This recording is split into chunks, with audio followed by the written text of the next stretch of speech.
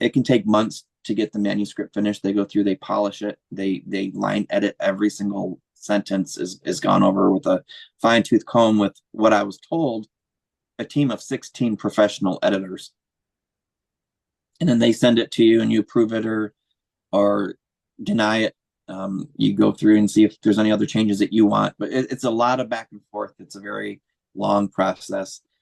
And then once you get it done, it's kind of like, in the movie where they say it's locked in. It's you lock it, and then they upload it and they publish it. I did design the cover for Bitch and Son of a Bitch. I did design both of those covers, so I'm kind of proud of that too. I do like the way they turned out. But then they released it on, wherever books are sold online throughout the world. They wrote me up a beautiful press release that came out. Yeah, and then 72 hours later, a Bitch was born. But like I said, the manuscript was messy when it was published, and it had to be redone twice, once by the publisher and the third time by myself to get it the way it is now. So that was disappointing. I said I like I told you, I wanted a lot of 80s vibes for Bitch. And I even wanted the measurements to be the mass-produced books from the 80s. They said, "Oh yeah, that's no problem." Early on, before I even signed a contract with them, yeah, that's fine. We can do that. They didn't do that.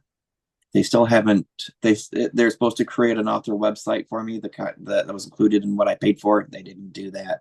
So there's a lot of things that they didn't do that they were supposed to do, and I'm still working with them on that. So I do want to let anyone know who's looking for a publisher. I highly don't recommend Hemingway as a choice. They charge too much, and you don't get everything without fighting for it. And still, I haven't gotten everything. So they are not a vanity press. They're just not a good publisher. I don't think they're worth recommending.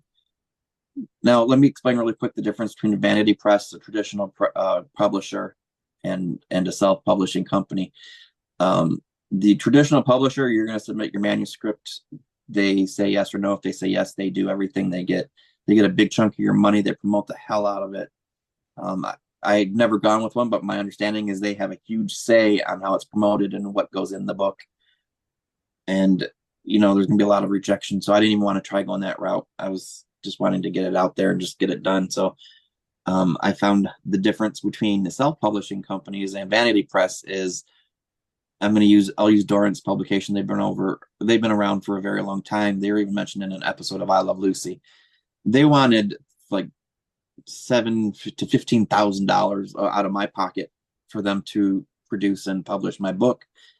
And then they wanted to do add-ons where it's another $5,000 for this add-on and another $1,000 for that add-on. And it was going to take 6 months to even get the manuscript back to me. And they would take part of my sales. They would get part of my royalties. They would own some of my rights.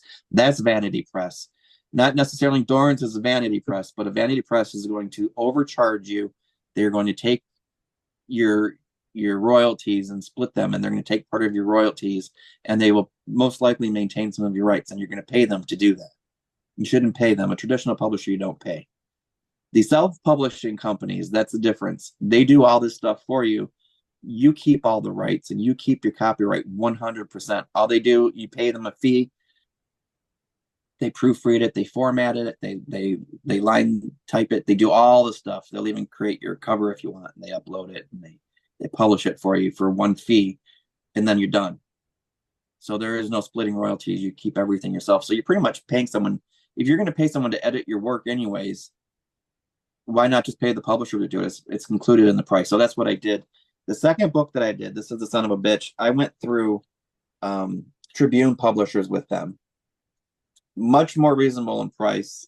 And up until recently, I was satisfied with what they had done, but they still haven't uploaded it, published it to my Ingram Spark account, which is where it goes to Barnes & Noble and everywhere throughout the world. They haven't released my press release yet, and that was something they're supposed to do. They published it in the wrong size. If you see these side by side, you can see that the second book is bigger. I wanted them to be the same size because I'm just an OCD like that, I guess.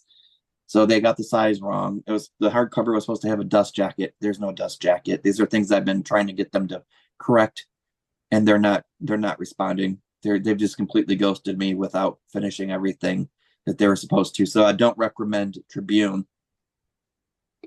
And really quick, who I do recommend. This is Kisses and Carnage. This is available now. This is the novella based on Bitch. So you don't have to read a 400-page book. This is literally only like 117. I think this is the book that's strictly based only on the short screenplay of Bitch. And there are some illustrations in here too. Oh, But wow. at the very end of this book, what I wanted to do was I included this as the actual original screenplay poster, and then it's the screenplay. So if you get this one, it's like I said, it's a novella, it's a short version of Bitch, and you Hmm. have the original screenplay in there that you can have. So that is also available right now. That trended on Amazon for about a week when it was out, so that was kind of cool. And then Son of a Bitch hit number 3. It peaked at 3 on the Kindle for mystery suspense novels that for the first few days. That was really cool.